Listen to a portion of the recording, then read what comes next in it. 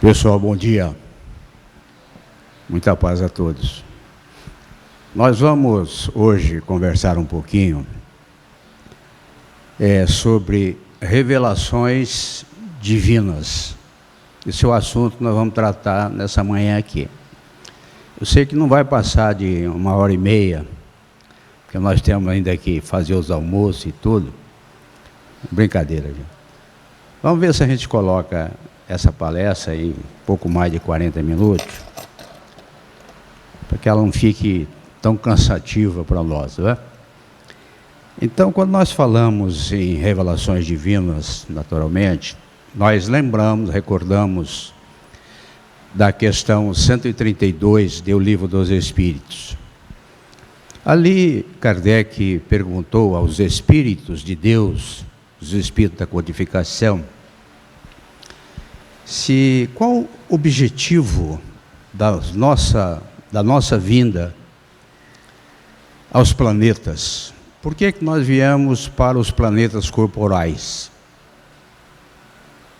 E os Espíritos respondem que nós viemos, obviamente, para os planetas para seguirmos o roteiro de progresso a que Deus deseja de nós, cujo objetivo principal é o progresso, que nós falamos, que nos leva à perfeição, e tem como orientação a própria expiação e a missão. Ele fala dessas duas coisas. A gente sabe que quando ele se refere à expiação, ele está se referindo, obviamente, a um processo de aprendizado, né, de um processo educativo. Porque quando a gente fala em expiação, a gente pensa logo, as pessoas que não entendem essa questão, pensam logo em castigo, né? Deus está castigando a gente através das expiações, das provas. Mas não é o que acontece.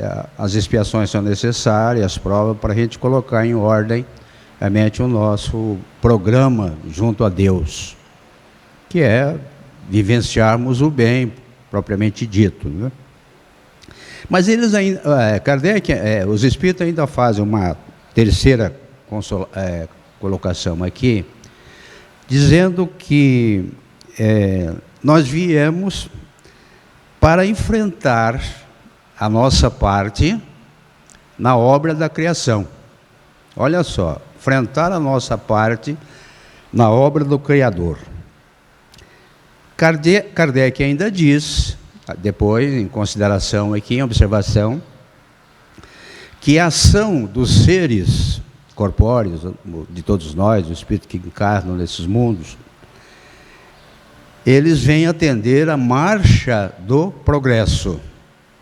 Fazem parte integrante dos desígnios de Deus, para atender a marcha do progresso. Aí nós ficamos perguntando se nós estamos encarnando nos mundos corporais, obviamente, cujo objetivo é fazer a nossa parte. Deus quer que nós façamos a nossa parte, afinal de contas, somos filhos de Deus. O que ele fez para que nós pudéssemos chegar a essa condição de progresso, da perfeição, obviamente, que ele deseja de nós? Ele não descuidou disso, absolutamente. Ele sempre mandou à Terra as suas instruções. Uma empresa bem organizada tem ali os seus administradores, tem os seus funcionários, né, assíduos no trabalho. Ela faz o seguinte: ela envia comumente instruções para aquele pessoal, para aqueles funcionários, ficarem realmente atentos àquilo que eles devem fazer. Assim faz Deus com a gente. Ele está mandando instruções, outras, para nós, é só prestarmos atenção nisso, para que nós possamos atender aquilo que Ele quer de nós, que é o progresso constante. Então, veja que essa questão é muito interessante, porque ele enviou, na sua época, naturalmente, naquela oportunidade, um ser, ele fez uma revelação muito importante através desse ser, que trouxe a tábua principal daquilo que nós devíamos fazer. Moisés. Então foi a primeira revelação mais significativa, dentre outras que nós recebemos, os profetas da antiguidade, né? Dentre outras. Essa foi a revelação mais significativa, uma delas. Qual era o propósito de Moisés? Qual era o seu sentido revelador? Moisés, naturalmente, ele recebeu, né, as instruções eram os 10 mandamentos, né, as instruções, os 10 mandamentos, que é a lei, propriamente dita, né, que regulamenta a nossa relação para com Deus e para com o próximo. E trouxe a ideia de um Deus único, porque naquela oportunidade o pessoal acreditava em vários deuses, acreditava nos seus ancestrais, em espírito que já se comunicava naquela oportunidade, achava que era Deus e tudo. Era deuses, né? Aí Kardec Moisés trouxe essa ideia de um Deus único, mostrando para nós que só existe um Deus, que a Ele deveríamos realmente cumprir aquilo que Ele desejava de nós. Então esse foi a principal revelação. Mas a principal revelação mesmo era o quê? A lei de Deus, que depois ficou por conta de novas revelações. Por exemplo, Jesus de Nazaré, quando ele esteve na terra, ele dizia assim, eu não vim destruir a lei. Não vim destruir a lei. Eu vim aqui para fazer com que a lei se cumpra. Eu vim explicar a lei. Que lei que era? Aquela lei que Moisés já havia anunciado lá, que recebeu lá de Deus, naquela oportunidade. E aí ele fez uma série de recomendações a nós outros, mostrando que algumas coisas que Moisés tinha trazido naquela oportunidade, como ele considerava como uma lei civil ou disciplinar, ele mudou algumas coisas porque era própria somente aqueles indivíduos daquela época, sem crescimento algum. Aí ele mudou algumas coisas, mas ele trouxe uma lei saudável, né? Agora ele explicou a lei no seu sentido saudável, que já era a própria lei de Moisés, mostrando que era necessário amar a Deus sobre todas as coisas, com todo o nosso entendimento e coração, e amar ao próximo como a nós mesmos. Amar ao próximo como a ti mesmo, diz a lei, né? Pois bem, esses 2 mandamentos, por si só, eles resumem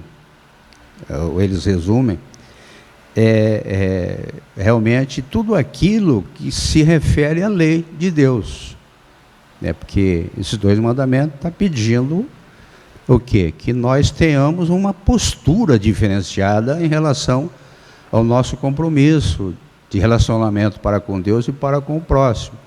Uma postura de respeito, de dedicação, de valores, né? De mudança de hábitos, né? Praticando aquilo que é bom, sermos criaturas bondosas. Pois bem, então essa era a noção, era a revelação que Jesus faz, né? No cumprimento, ele vem confirmar a lei de Deus, né? Vem confirmar, e mais, ele mostra que Deus não era um Deus assim, severo, né? Como Moisés teve que fazê-lo, teve que mostrar um Deus severo. Naquela época o povo era muito atrasado. Aí Jesus vem agora e mostra um Deus de amor. Um Deus de amor, um Deus complacente, que nos ama, sem sombra de dúvida. Então, se a gente for ver, tudo está por conta do quê? Das leis de Deus que regem por todo o universo. Jesus dizia assim, vinde a mim todos vós que se encontram em sofrimento, que estão sobrecarregados, que eu vos aliviarei. Tomai sobre vós o meu jugo e aprendei que sou brando e humilde de coração, porque é desta forma que encontrarão repouso para as vossas almas, porque o meu jugo é suave e meu fardo é leve. Se nós prestarmos atenção nessa mensagem de Jesus, ele nos chamava para ir a ele, vinde a mim. Ir a Jesus era naturalmente ir de encontro àquilo que ele ensinou, ir de encontro ao Evangelho, de encontro àquilo que ele ensinou, e colocar em prática aquilo que está no Evangelho, aquilo que ele ensinou, colocar em prática. Colocando em prática, o que ia acontecer? A gente ia ter, assim, a suavidade, né? Porque o meu jugo é suave e meu fardo é leve. Quer dizer, ele estava se referindo ao amor. Uma vez que nós outros conheçamos os ensinamentos do Cristo, a gente passa a ter uma postura diferenciada junto a nós mesmos. Uma mudança de sentimentos, né? A gente passa a enxergar as pessoas com mais carinho, com mais amor. A gente luta, vai combater um pouco mais as mazelas que existem em nós. Dessa forma é que a gente vai adquirindo um pouco desse amor que ele nos recomendava. Então, a recomendação era cumprir o que? A lei. Para que fôssemos consolados, né? Vinde a mim para que você possa ser consolado, era necessário cumprir a lei, fazer, né, aquilo que a lei quer de nós, que exige de nós. E ele falava ainda assim: deixar vir a mim as criancinhas, porque o reino dos céus é para aqueles que lhe assemelham. Quando ele falava o reino dos céus, ele estava falando dessa mudança interior, dessa postura interior, que a gente adquire através da nossa transformação, da reforma íntima. É um reino que a gente vai adquirindo. Por que ele fez referência à criança? Porque exatamente a criança é aquela que não tem máculas, que é inocente, que não tem mazelas, não é? Que não tem pensamentos ruins. Então ele fala, você tem que imitar uma criança na sua postura, no seu coração, na pureza, para que realmente você possa encontrar essa suavidade do amor que ele se referiu. Então vejam que realmente essa questão é muito interessante, porque ele estava se referindo ao quê? A lei de Deus. Tudo tinha respaldo da lei de Deus, daquilo que ele ensinava, tudo aquilo que Moisés mostrou lá, respaldo. Que é essa a preocupação de Moisés na época, né? Mas Jesus de Nazaré, ele desejava dizer muitas coisas, e disse, sem sombra de dúvida, muitas coisas. E muitas das coisas que ele disse ficava por conta das parábolas, né? Porque o pessoal não tinha muito noção daquilo que ele vinha trazendo, não estavam preparados para esse entendimento. Então ele falava muitas coisas no sentido de parábolas, para que nós pudéssemos entender isso depois, mas ficaria como um registro ali, né, nos convidando realmente ao cumprimento da própria lei. Mas como ele não podia dizer tudo, ele desejava dizer, não podia, na época, ele prometeu um outro consolador. Porque tudo isso era para dar prosseguimento às instruções de Deus junto a nós outros, junto à Terra, junto aos planetas, de uma forma geral, porque todos estão no mesmo processo de crescimento e de progresso, né? Não podia dizer tudo, então ele disse assim, ele prometeu esse outro consolador, dizendo assim, se me amais, guardai os meus mandamentos. Veja o que ele mandava fazer, guardai os mandamentos, que era a lei de Deus, guardai os mandamentos. E eu rogarei ao Pai, a Deus, para que ele envie um outro, não seria ele que voltaria, percebeu? Que voltaria em corpo e alma, não. Rogarei ao Pai para que envie um outro Consolador, para que fique eternamente convosco. Ele disse quem era, que é o Espírito de verdade, que o mundo não pode recebê-lo porque não o vê, não conhece, assim. Mas vós o conhecereis, porque estará convosco, ficará convosco e estará em vós. O que essa mensagem de Jesus, eu vejo que é uma coisa fantástica, né? Ele veio, ele mostra realmente que o envio de um novo Consolador, mas ele não ficou à parte sobre isso. Veja, que ele pede ao Pai que envie um outro Consolador, mas sob a égide dele, sobre o gerenciamento dele. Aí ele continuaria conosco, mas em espírito, não em corpo e alma, mas em espírito. Justo é que quando o Espiritismo veio aqui para trazer essa terceira revelação, através de Allan Kardec, um homem fantástico, né, preparado adequadamente para isso, ele recebeu as notícias da lei. Ele percebeu que estava à frente as informações que Deus desejava para o cumprimento da lei, para continuarmos exercendo o cumprimento da lei de Deus. Mas como Jesus é que estava à frente de tudo isso, ele comandou os espíritos que se comunicaram ali. Não era qualquer espírito que veio dizer ali, olha, isso é isso ou aquilo, para trazer a verdade. Eram espíritos comandados por Jesus de Nazaré. Olha só, como é importante a nossa doutrina espírita.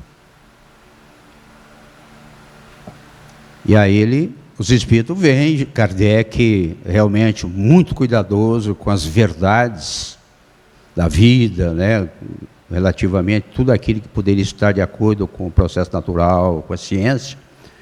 Ele montou um núcleo observador lá em Paris, com o desejo de analisar essas mensagens que vinham realmente de encontro aos ensinamentos de Deus.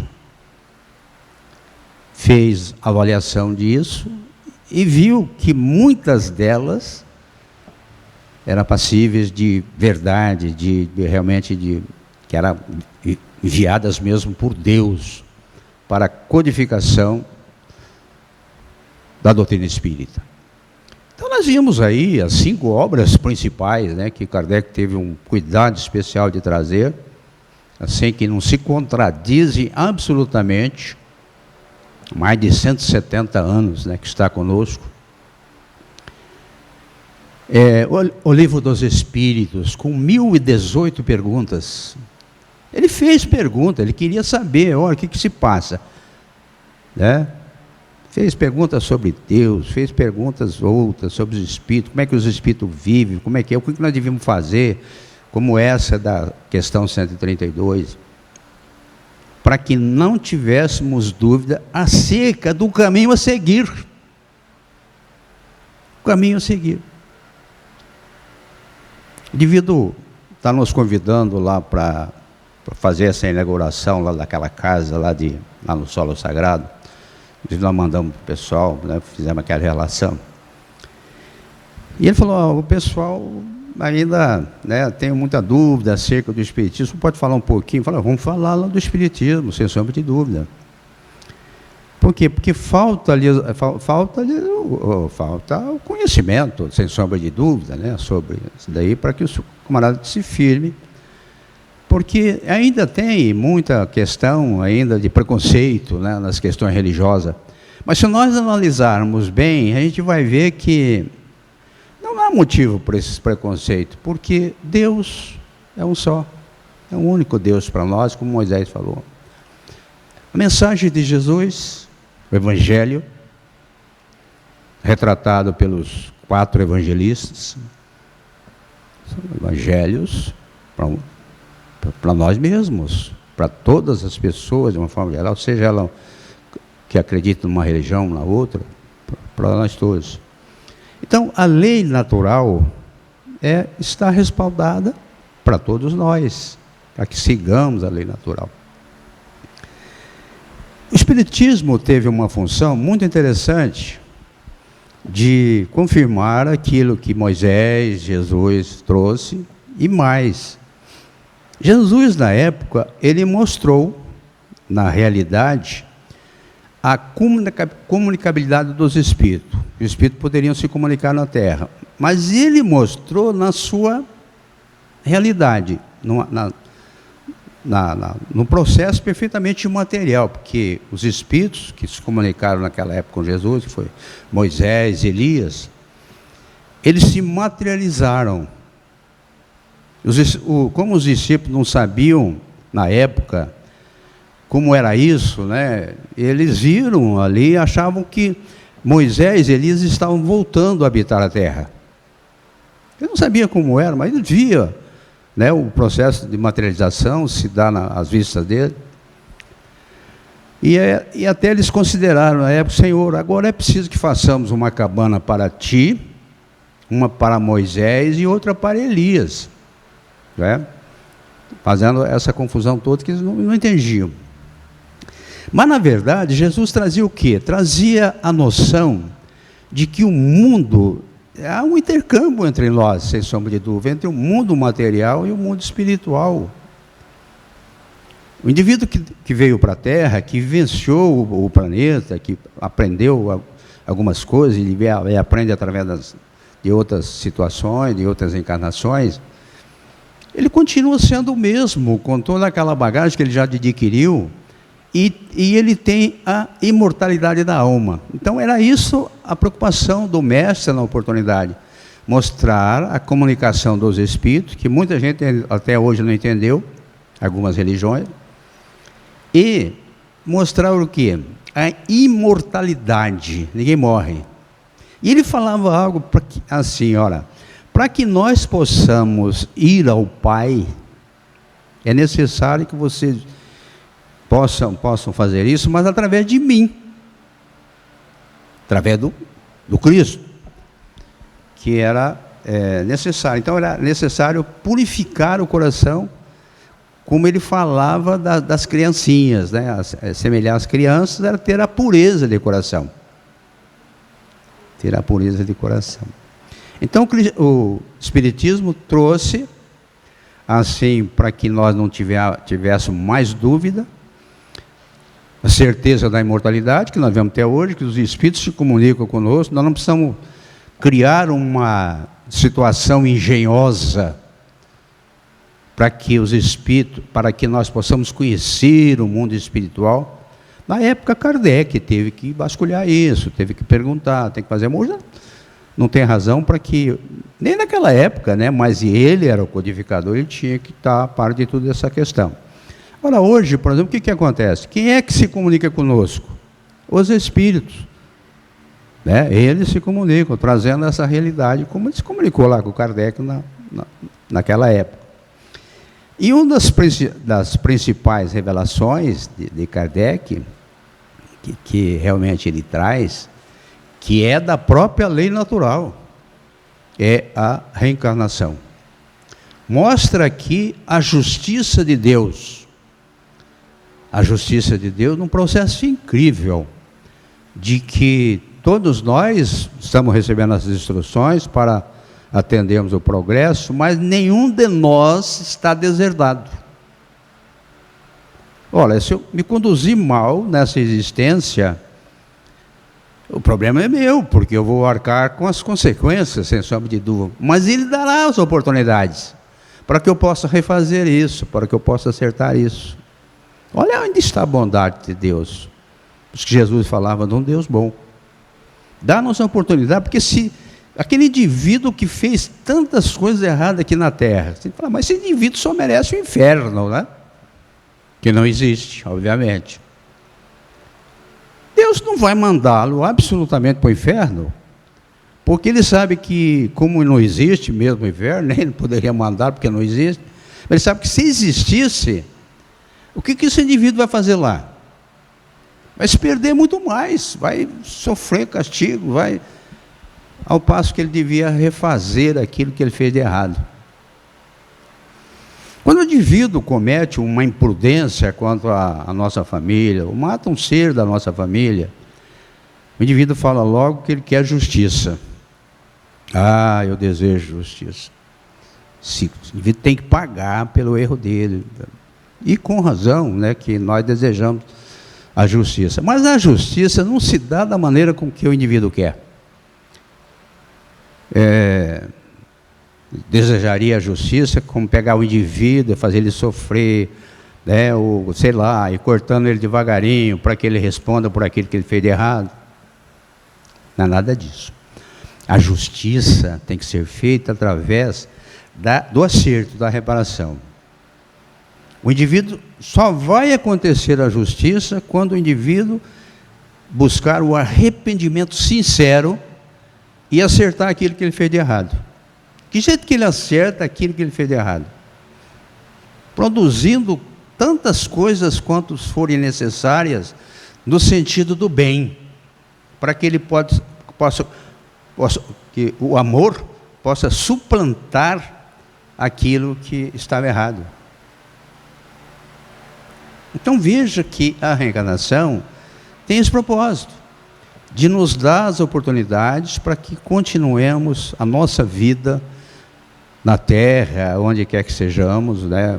Sei lá, se tivermos que encarnar em outros planetas, né? Mas assim no processo de prosseguimento ao nosso crescimento espiritual, possamos, de uma forma geral, ter essas oportunidades que Deus nos dá, junto ao programa de Deus mesmo, junto à própria lei. O Espiritismo é fantástico em mostrar que todos nós fomos criados simples e ignorantes, ou seja, nós fomos criados sem o saber. Ignorantes, na concepção da palavra, não é um termo pejorativo, mas sem o saber. Para que nós outros, e Deus nos respeitando, obviamente, o nosso livre-arbítrio, pudéssemos ir crescendo gradativamente, buscando, né, o aprendizado, cada um desenvolvendo o aprendizado. Ninguém foi criado com privilégios. Ah, não, aquele indivíduo está numa situação melhor, porque Deus criou ele assim. Não, Deus não criou nenhum de nós com privilégio. Ele nos criou assim, na simplicidade, para cada um usasse a sua vontade férrea de crescimento, de busca, de atuação, de melhora, de transformação interior, para que ele atendesse aquilo que Deus quer dele. Então é assim, não tem mistério a vida. Então essas revelações altamente significativas vieram para nós uma forma de nos alertar para essa lei. O elemento-chave é a lei de Deus. Esse é o elemento-chave, a lei de Deus que está em pauta. Agora, vejam que Deus é tão bom, que quando nós falávamos que, na questão 132, que muitos vieram para a expiação, outros para as missões, nós estamos vendo na Terra quantos missionários que vêm na Terra, que vêm nos ajudar a alavancar o nosso progresso.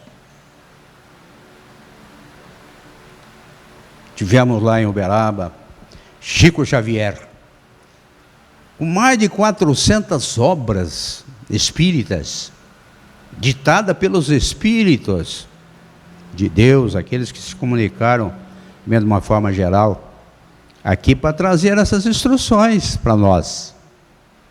Uma forma ideal para que nós pudéssemos seguir aquilo à risca e colocarmos realmente no nosso dia a dia. Temos hoje, na atualidade, Divaldo Pereira Franco. Quantos livros, né? Mais de 200 livros já escritos, né? Divaldo Pereira Franco. Fantástico, trazendo as instruções de saúde para nós, né? Eu falo no sentido de saúde, de tal a beleza delas, para que nós possamos criar esse processo na nossa vida de respeito às leis e tudo, das leis de Deus. Então, Deus não deixou-nos deserdados. Ele deu, além dos primórdios, né, que a gente vem recebendo todas as instruções, nós estamos recebendo as instruções na própria atualidade. Sem contar, né, dessas pessoas dedicadas que fazem o Evangelho, né, que traz o Evangelho para todos nós, que traz os ensinamentos, os palestrantes, né, dedicados a essa boa vontade, intuídos pelo mundo espiritual, pelos espíritos amigos. A USE tem um programa que tem mais de 70 casas espíritas, né, mais de não sei quantos oradores, dá mais de 100 oradores inscritos, que fazem palestra na cidade e região. Esses também não são missionários do bem? Sem sombra de dúvida. São missionários fazendo ali, levando a mensagem do Cristo, levando a mensagem de Deus para que a pessoa possa buscar essa reformulação. Então vejam que realmente tudo tem razão de ser.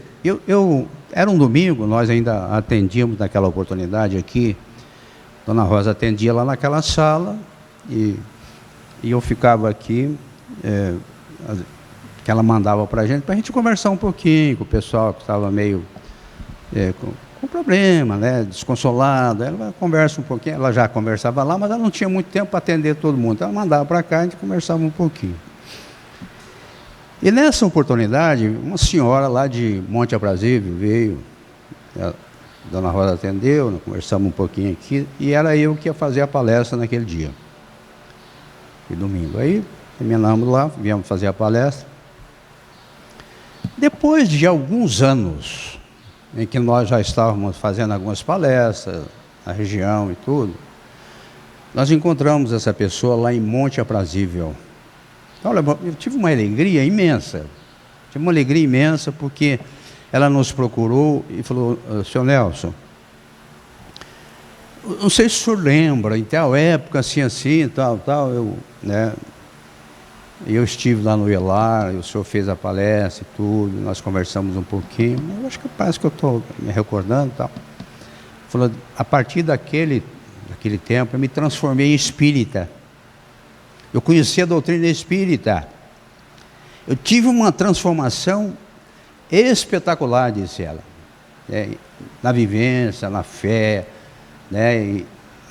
E eu resolvi meus problemas, porque eu estava cheio de problemas naquela época, e resolvi meus problemas conhecendo a doutrina espírita.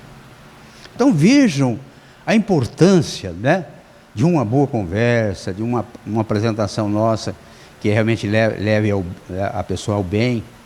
Então tudo isso é importante. Então todos nós somos missionários de uma forma geral. Somos missionários lá no nosso lar, né?